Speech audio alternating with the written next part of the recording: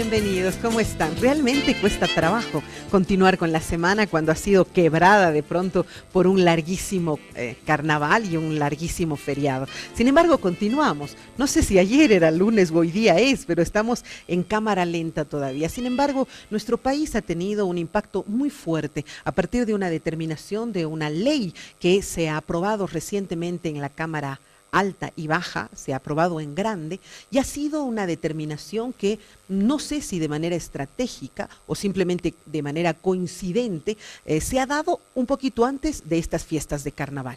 Pensábamos que el tema se iba a diluir luego de esos días. Habíamos vivido presagios muy incómodos con la presencia de los cocaleros acá en la ciudad de La Paz que dañaron no solo nuestra tranquilidad, sino también el ornato público y espacios nuestros de paseos. Pero bueno, así tenemos que tolerar muchas veces nosotros los que somos dueños de esta sede de gobierno. La pasada semana, reitero, desde las 7 de la madrugada, de 7 de la mañana, se decidió que se trabajaba intensamente la ley hasta aprobarla. Se aprobó en Senado, se aprobó en diputado, Senado, luego volvió y definitivamente quedó sancionada. Esta ley que habla de la incorporación de 10.000 hectáreas más en los yungas paceños, ha dado mucho de qué hablar. Y justamente queremos aterrizar en ese tema el día de hoy para poder entender cuál es la lógica cuando por lo menos desde mi percepción personal, las nuevas generaciones ya no pichan. Estaría disminuyendo el consumo, pienso personalmente, pero no sé qué dicen las cifras, qué dicen las estadísticas. Realmente necesitamos 22.000 hectáreas de coca, de hoja de coca acá en Bolivia. Para hablar de este tema estoy en compañía de Iván Arias, a quien doy la más cordial bienvenida. Qué gusto tenerlo, don Iván. ¿Sí? ¿Y usted? Se nota la felicidad en los ojos. Yo me he ido a Valle Grande. Yo sé. Me he ido a Valle Grande, he ido a descansar, porque en realidad he ido a donde mi mami. Que ¿Tú eres vallegrandino? De nacimiento. De pero ya paseño nacionalizado. Yo lo sé. ¿No? Murió, lo siento mucho, negrito. Claro, y murió mi mami. Dije, mejor recuerdo, mejor homenaje que irse al pueblo donde ella nació, hace 3 mesecitos. Y murió ella, entonces dije voy a ir allá y nos hemos de ver con toda la familia. Entonces hemos pasado, bailar no hemos bailado porque estamos en luto, pero sí reconocer, hablar de la mamá, de dónde había estado, entonces fue muy gratificante. Y tomar ambrosía, y comer quesillo, y comer fruta, y comer durazno en las huertas, comer comida así de esa que todavía se cose en los pueblos en leña, ¿no? O sea, muy rico. Oye, qué saludable proceso de duelo.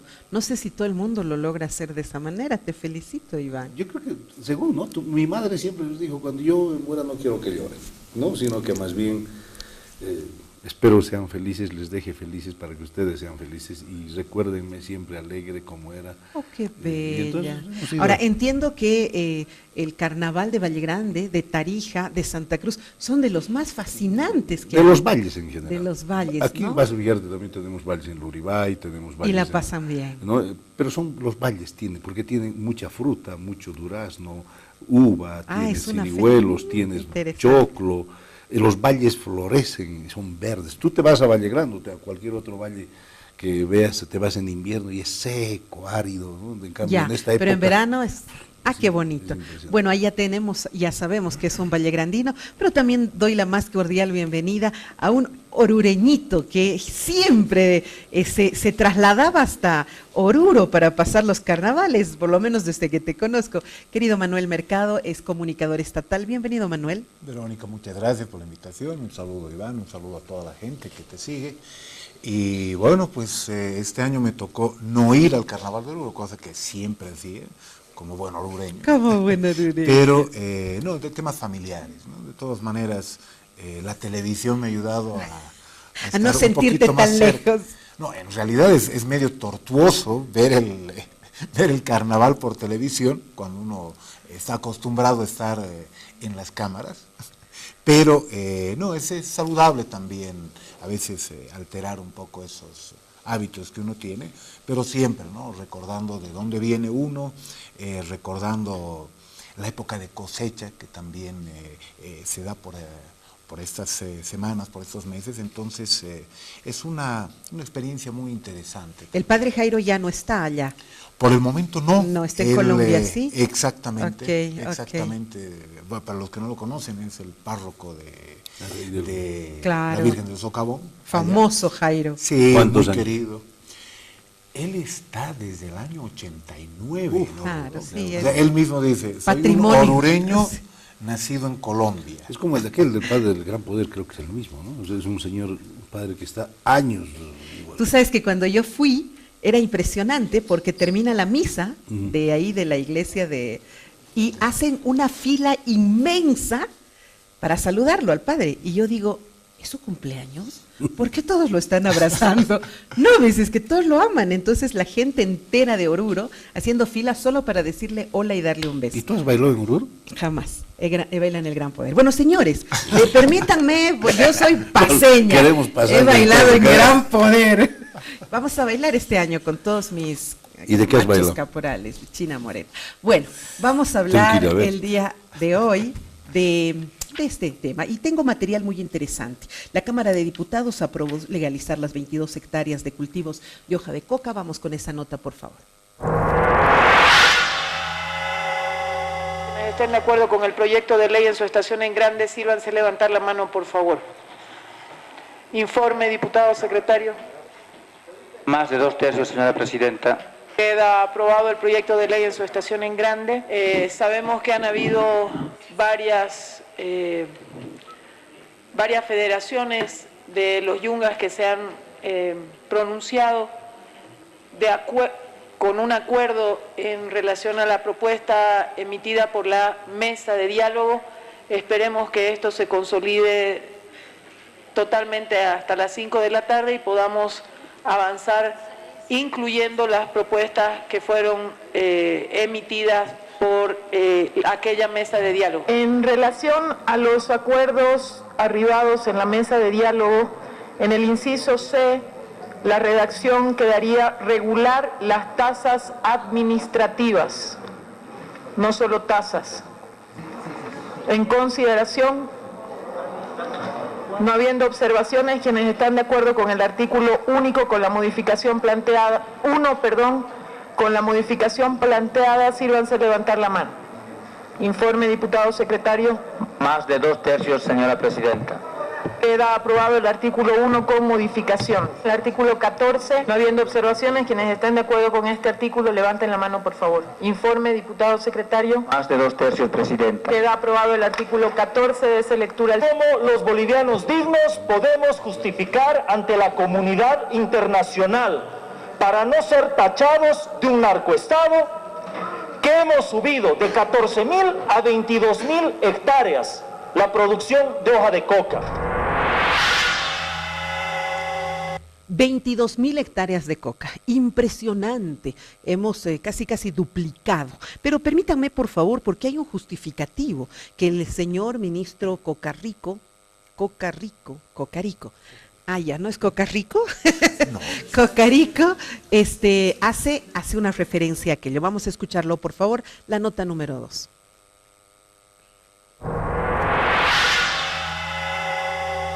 El año 2017, de acuerdo a nuestro análisis técnico, necesitamos cultivar en 18.000 hectáreas, porque necesitamos producir alrededor de 25.000 toneladas. Eso necesitamos producir solamente para la Cuyico, porque el estudio no hace referencia a investigación, a industrialización, mucho menos a exportación. Entonces, considerando estos tres últimos elementos, investigación, industrialización y exportación, es que se ha establecido en la Ley General de la Coca que vamos a cultivar, en caso de ser necesario, hasta 22.000 hectáreas. En este momento en Bolivia se produce solamente en 20.200 hectáreas. Por tanto, si requerimos 18.000 toneladas, 18.000 hectáreas para producir para el Acullico, 2.000 toneladas, la producción de 2.000 hectáreas es lo que se va a destinar para la industrialización, investigación y exportación. Por eso es que se ha dicho de que la producción de 2.000 hectáreas se va a destinar a investigación e industrialización. Son evaluaciones técnicas que se han realizado. En este momento la ley dice hasta 22.000 hectáreas. No tenemos todavía 22.000 hectáreas. Lo que sí tenemos son 20.200 hectáreas. Llegaremos a 22.000 hectáreas cuando sea necesario, no en este momento. Bueno, hasta 22.000 hectáreas, sería entonces el límite. ¿Sería entonces el límite, Manuel? ¿Realmente necesitamos tanto?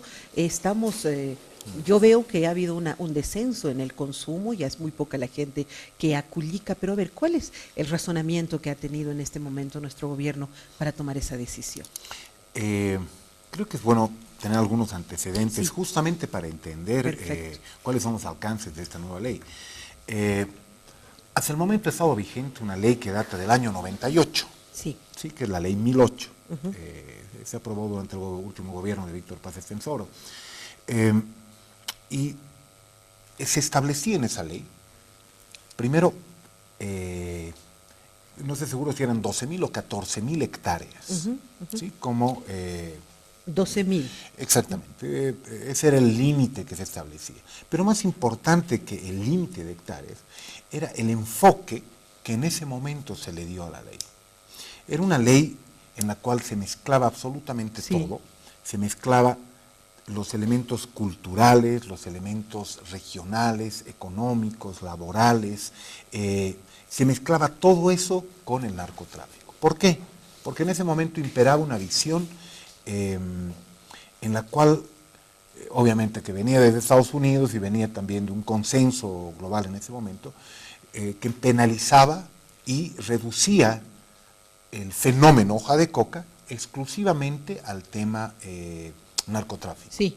Es decir, Exacto. había una Y visión... las sanciones y cómo manejar. Y La conocemos todo era- precisamente por eso. La 1008 nos hace referencia inmediatamente Una ley a lo que era la draconiana. sanción, ¿no es Totalmente, cierto? totalmente. Entonces, solamente se tenía esa visión. Y en realidad lo que hace esta ley es dividir, Separa, ¿no? separar, porque no podemos mezclar papas con coca, Ok. ¿no? Y tampoco podemos mezclar coca con cocaína. Son dos fenómenos diferentes, a pesar de que siempre se ha tratado de colocar todo en la misma bolsa. Entonces, esta ley avanza en esa nueva visión, avanza en un concepto en el cual tratamos de separar la paja del trigo y no centrarnos en un solo componente y en una sola visión, porque también tenemos que reconocer que esta ley va más allá de lo que es la superficie cultivada. Mucha gente tiene todavía la idea casi automática de que más superficie cultivada automáticamente representa mayor producción de cocaína. ¿Y no es así? No es así. De la misma manera que tampoco podemos decir la presencia de la DEA automáticamente reduce la cantidad de cocaína. Eso no es así. El fenómeno de la coca es un fenómeno bastante complejo, es un fenómeno bastante amplio, que necesita un tratamiento adecuado a la realidad.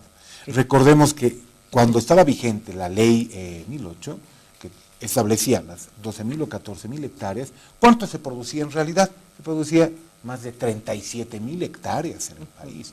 Entonces, no es cuestión de centrarnos solamente en la superficie cultivable, que no es la superficie cultivada, para definir cuál es el esfuerzo que se hace de lucha contra el narcotráfico. De acuerdo. Iván, ¿tienes la misma percepción? No, totalmente. Es totalmente equivocado. El gobierno quiere justificar lo injustificable. Además, se quiere borrar con el codo lo que ellos mismos hicieron. A ver. El año 2013, y aquí está, aquí por favor, señor camarógrafo, primer plano, yo le pido, no sé cuál cámara estamos. Ya te están enfocando. Entonces, ahí usted va a ver quién firma esto. Resultados del Firma. estudio integral de la demanda de hoja de coca en Bolivia. La firma Evo Morales Ayma, David Choquehuanca, Juan Ramón de la Quintana, que en aquel tiempo era ministro de la Presidencia, Carlos Romero, ministro de Gobierno, Rubén Saavedra, ministro de Defensa, Juan Carlos Calvimato, ministro de Salud y Deportes, mejor dicho, Sabino Mendoza Quispe, coordinador general de la Secretaría de Coordinación de CONALTIT, Felipe Cáceres, viceministro de Defensa Social y Sustancias Controladas, equipo técnico y diseño e impresión de equipo técnico, unidad supervisora y editora del CONALTIT. Ya, ¿y qué es lo que propone Este estudio, es este uno de los estudios más completos, ¿no? que antes salió un informe diciendo que se necesitaban solo 6.000 hectáreas. El gobierno presionó y dijo, no, ese estudio no era. Ahí está, hay declaraciones de un diputado que dijo que ese estudio no entiende Bolivia, hicieron su presión, y al final de cuentas sacan que Bolivia necesita 14.000 hectáreas. Es decir, en toneladas, 19.000 toneladas. ¿Listo? Es lo que estamos utilizando. Estamos hablando del 2013, de este estudio, sí, y de que ha sido... Y eso exagerando, porque además este estudio te dice qué departamentos son los que más consumen, cuánto hombres, cuánto mujeres. ¿Me has ¿no? dicho quiénes firman? ¿Quiénes lo hacen? Esto lo hace el gobierno. El propio gobierno. Bueno, Okay. lo hace por supuesto, con la UNDOC. Pero la UNDOC no hace pues los estudios con su propia estadística. La UNDOC utiliza datos oficiales. Ya. Por ejemplo, el gobierno dice ahorita que hay 20.200 hectáreas. Eso es lo oficial. En cambio, lo extraoficial que te dice Estados Unidos es que hay 36.000 hectáreas. Sí. ¿Ya? Pero bueno, UNDOC no va a utilizar esos datos, porque claro, va a utilizar los que les da el gobierno. Entonces, los informes de la UNDOC son importantes. Entonces, este estudio es muy importante, no voy a entrar a los detalles, ¿no? Pero que aquí está, a ver, ¿qué departamentos? Luego, por cuánto se consume en agricultura, ganadería, caza y silvicultura. O sea, está hasta por actividad con quienes consumen. O sea, es impresionante este estudio. Por ejemplo, te voy a decir, para la agricultura, ganadería, caza y silvicultura se necesitan 5.000 toneladas. Para la pesca, 17 toneladas. Ahora, ya te he entendido. Ahora Todo. dime, ¿cuál sería entonces a lo el que voy. razonamiento actual A lo que del, voy. del A lo que mismo voy. gobierno? Este estudio dice 14.000 hectáreas. Sí. ¿Qué pasa? La UNDOC, ese mismo año, un poquito más allá, esto es del año 2014, dice, la UNDOC, con datos oficiales, dice que el 94% de la coca del Chapare pasa por el mercado ilegal. No lo dice Iván Arias. Ok, de acuerdo. No lo dice Iván Arias. Luego otro informe, otro estudio refleja que en el Chapare se consume la hoja de coca de los yungas. Sí, claro. No, pero es que es bueno recordarlo.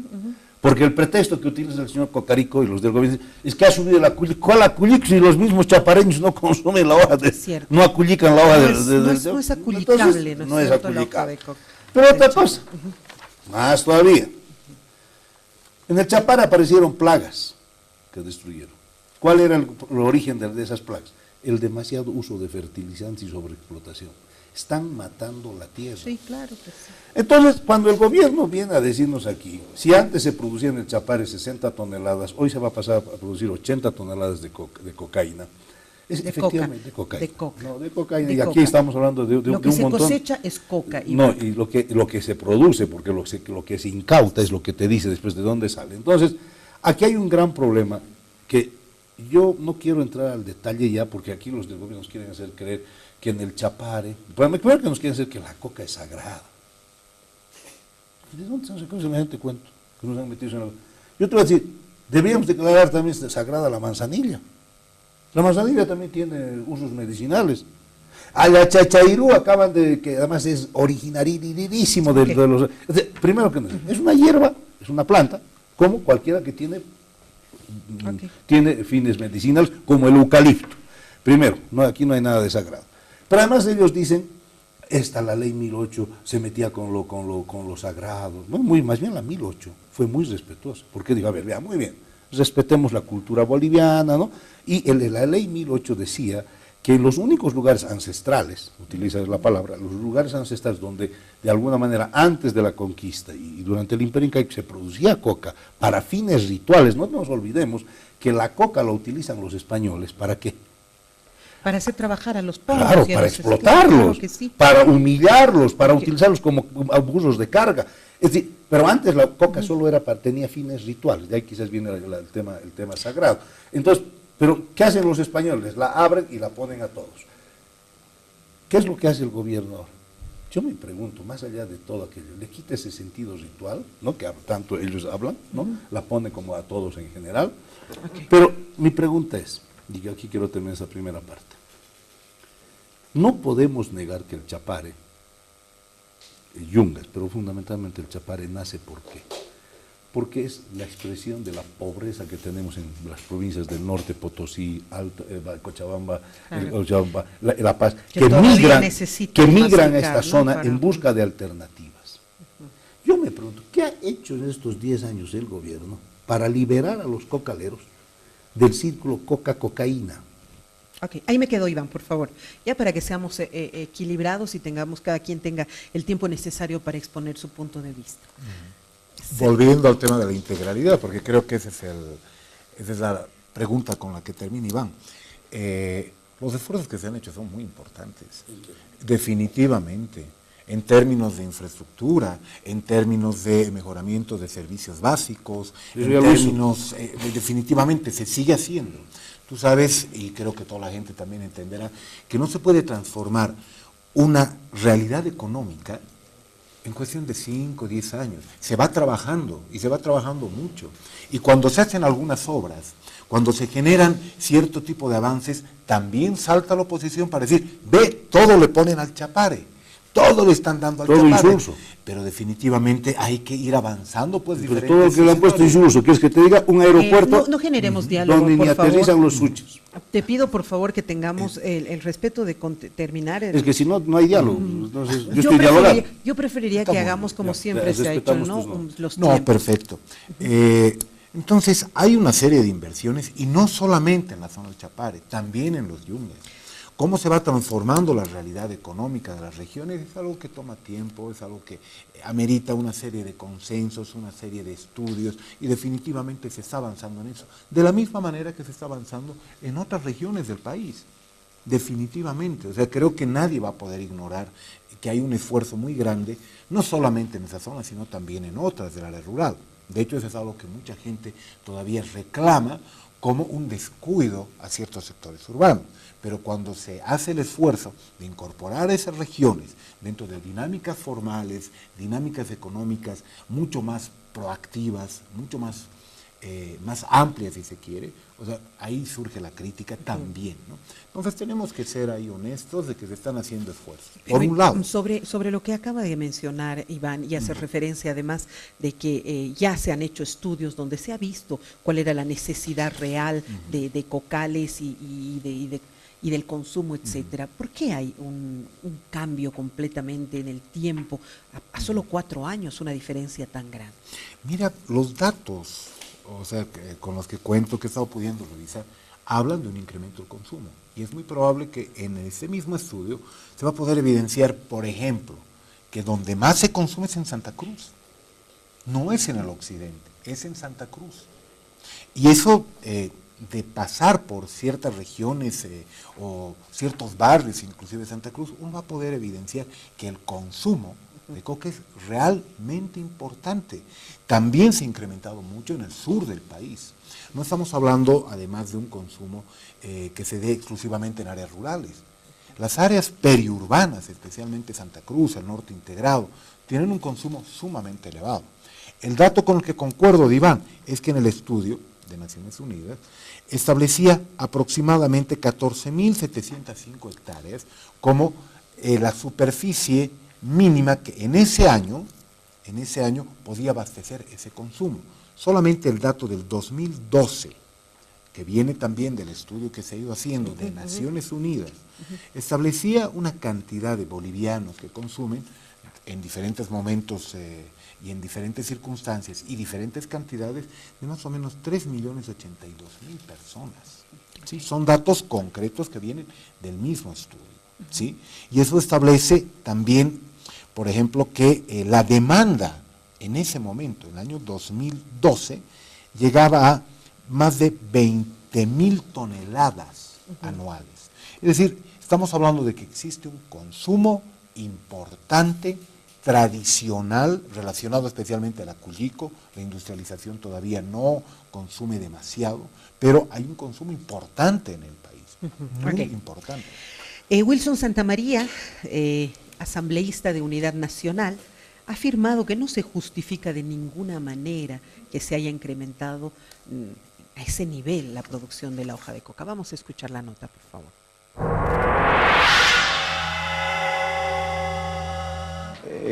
Se usa de argumento la vigencia de la ley 1008. Si la ley 1008 realmente estuviera vigente en todos sus términos, mucha gente estaría detenida en este país. Pero está claro que aquello no funciona. Y hay una necesidad y una urgencia de aprobar antes del carnaval un proyecto que ha estado pendiente durante 10 años. que ahora resulta es estratégico e importantísimo para dejar sin vigencia la ley 1008, ¿no? Esas cosas generan contradicción. Todos los estudios, las justificaciones técnicas que se han planteado en el debate en grande, no han podido justificar que tengamos que incrementar, que tengamos inicialmente que aumentar 6.000 hectáreas y ahora 8.000 para el acullicu, el uso ancestral, medicinal, industrial entre comillas, porque está claro que estamos hablando de mata de coca y algunos derivados más, para aumentar tan irracionalmente este tema, ¿no? Nosotros hemos argumentado desde todas las regiones nuestra posición, rechazamos el incremento desmedido porque consideramos que en realidad es un aporte al narcotráfico aquello que se desvía y no se controla de forma responsable, y en detalle argumentaremos en los artículos en los que tenemos posición contraria a aquello, ¿no? Si ya 20.000 era ilógico, al calor de la negociación y de la presión, otras 2.000 hectáreas más, solamente para evitar un conflicto y satisfacer la pretensión de los aliados, porque tienes conflicto de intereses y equilibras la balanza en favor del trópico, no es responsable con la gente. Lamentamos que no haya una política seria de lucha contra el narcotráfico, porque lo que hay que atacar es la materia prima junto con la política de interdicción. Así que como bancada mantenemos nuestra posición de rechazo a esta ley. Eso es lo que afirma Wilson Santamaría. Yo vuelvo a reiterarte mi opinión. Yo no he suscrito, pero personalmente, pero aunque lo comparto, el documento que han sacado más de 140 intelectuales, donde ven los problemas de esto. Pero yo creo que un error de los bolivianos es que queramos tirarnos contra los cocaleros sin darnos cuenta que hay un gobierno que los tiene clase de esclavos. En el Chapare es la única zona, y aquí el señor me no va a dejar mentir, que tienen todos títulos.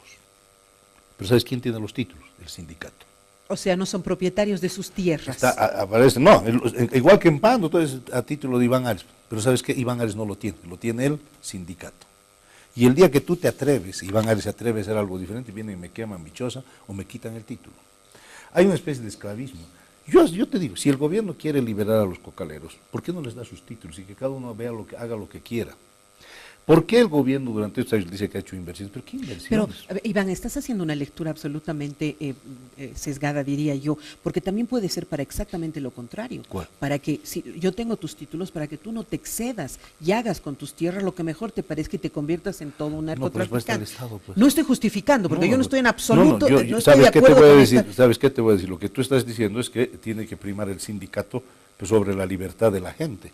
¿Y de quién te dice, porque estás ¿y quién te dice de... que el sindicato, dime, el Chapare, ahí está, tienes 7 federaciones, 7 federaciones, ¿dónde conducen a su gente? ¿A ser más productivos, a buscar nuevos mercados? ¿Dónde los conducen? ¿Y no estará también siendo que esta es la forma de controlarlos para que ellos no... Señores, para eso está el Estado, pues si yo voy a ceder, como Estado voy a ceder a estos señores, pues ya, porque ¿cómo es lo chistosito del Chapare? Dice erradicación y control, ¿cómo es? Coordinado, ¿cómo se llama? Compartido, dice. Pero es bien chistosito. Descubren en esta propiedad una acción ilegal y ¿qué hacen? Primero le piden permiso, los de la FELCE tienen que pedirle permiso al CNN, tienen que pedirle permiso al sindicato para ir a esto. Claro, cuando va a la FELCE ya no hay nada. No, pues, okay. No nos engañemos. O sea, aquí no nos, pero ese no es el problema, vuelvo a decir. Espérame porque vamos a ir a la próxima Siempre me corta media hora. Bueno, no importa, vamos a tener tolerancia. Sí, es que no, solo tengo 2 minutos, te he dejado hablar tus 2 minutos. 2 minutos, Manuel. Volviendo al mismo tema, o sea, creo que es necesario reconocer que tenemos un nuevo marco normativo que primero espera ser eficaz, espera ser flexible, que son cosas que también solicitaban muchas veces algunos gobiernos amigos, algunos gobiernos que han ido apoyando desde Europa la lucha contra el narcotráfico. Porque una cosa es tener una ley que simplemente sea un saludo a la bandera, como la ley 1008, o sea, por donde apretabas, pero salía el agua, o sea, porque tenemos no las podías. Cárceles llenas de narcotraficantes, de mulas, ni siquiera de los peces gordos, con la 1008, desgraciadamente. Y de hecho, desde que ha entrado el presidente Evo Morales, se tiene una cantidad de detenciones mucho mayores, se tiene una cantidad de hectáreas que han sido liquidadas directamente para que no entren dentro del circuito de la cocaína, mucho mayor de la que se ha podido tener, por ejemplo, en periodos precedentes. Inversiones que se han realizado también en esas zonas mucho mayores. Es decir, no podemos pensar que la única forma de combatir el narcotráfico es liquidando cocaleros o quemando cocales. Tenemos que tener una visión mucho más integral. O sea, y yo creo, por ejemplo, analizando esa carta abierta que ha sido publicada hace un par de días, que existe una visión casi apocalíptica sobre el incremento de esta cantidad de hectáreas. Nosotros vamos a ver, por ejemplo, que tenemos en proporción a otros países una cantidad muchísimo más reducida de hectáreas cultivadas. Clara diferencia del Perú, por ejemplo, ¿no es cierto? Mira, y de Colombia. A ver si tienes el Colombia en este momento tiene, a esa, para que lo pongamos de manera más gráfica, 96.000 hectáreas cultivadas el año 2015. Perú, 40.300 hectáreas cultivadas. Bolivia, en ese momento, 20.200 hectáreas cultivadas. ¿Sí? Entonces, nosotros tenemos una participación sobre la producción de 13%. Ya, ok. Bueno, las estadísticas, los estudios, los datos nos dicen mucho. Sin embargo, aquí hay una realidad imposible de esconder. Nos hemos vuelto un país con una impresionante presencia de narcotráfico. Se dice que por ahí, inclusive el Chapo ya estaba ingresando a Bolivia, encontramos a su hijo pasando clases de pilotaje, en fin. Convertirnos en aquello sería dramático, porque hay países que viven en esa situación y que difícilmente pueden salir luego. Sería condenarnos no solo nosotros, sino nuestras próximas generaciones. Permítame que la siguiente media hora sigamos hablando del tema y veamos realmente hasta dónde estamos protegiendo a nuestro país. Espérenos, por favor.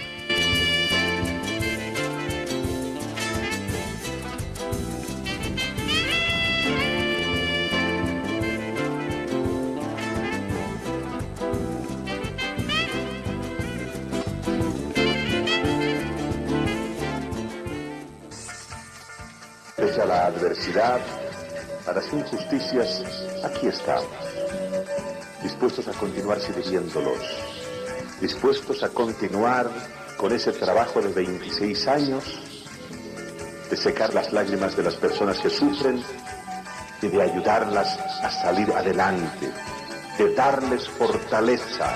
Con la grandeza de quien tanto amor a su gente, a su pueblo, es la voz de Jorge Simón.